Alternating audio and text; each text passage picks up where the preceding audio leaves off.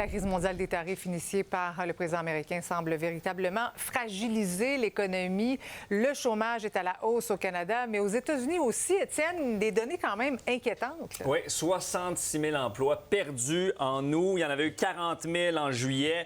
Donc ça s'ajoute 100 000 emplois perdus donc cet été au Canada. On a un taux de chômage maintenant de 7 au pays. C'est le plus élevé depuis 9 ans. Secteur touché, sans surprise, secteur des transports, secteur industriel, dans la fabrication des biens, secteur automobile.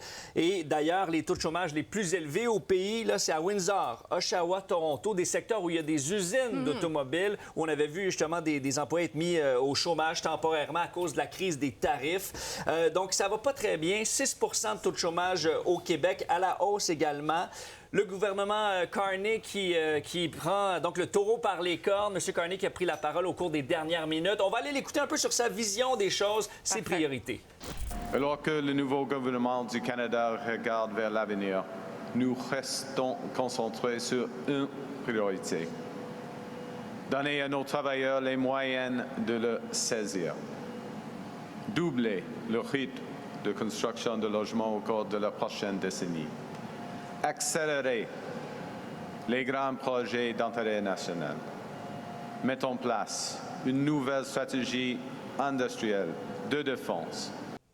Bon, qu'est-ce qu'il propose concrètement, M. Carney? Beaucoup de choses, notamment, il laisse tomber la cible de 20 d'auto électriques qu'il voulait qu'on achète au Canada l'an prochain. Donc ça, il laisse tomber ça pour l'instant parce que les autos électriques coûtent un peu plus cher. Donc il dit, bien, l'important, c'est que les Canadiens aient un peu moins à payer. Également, il veut que le gouvernement canadien donc mise vraiment sur des produits canadiens lorsqu'il s'approvisionne. Hein? On a entendu beaucoup d'achats qui sont faits sur Amazon ou à des entreprises américaines. Bien là, c'est terminé. M. Carney dit qu'on va vraiment miser sur des produits canadiens pour encourager notre économie canadienne. Ça va s'appeler Stratégie Acheter canadien. Puis également 5 milliards de dollars pour que nos entreprises se transforment, justement pour qu'on mise sur des nouveaux marchés, qu'on soit moins dépendant des États-Unis. Donc, transformation de nos entreprises pour faire face à cette crise des tarifs. Il vient de terminer de parler. Je vais aller écouter s'il y a eu d'autres choses, mais je vais vous faire un résumé, évidemment, de tout ça à 17 h. On y compte bien. Merci, Étienne. Bonne journée.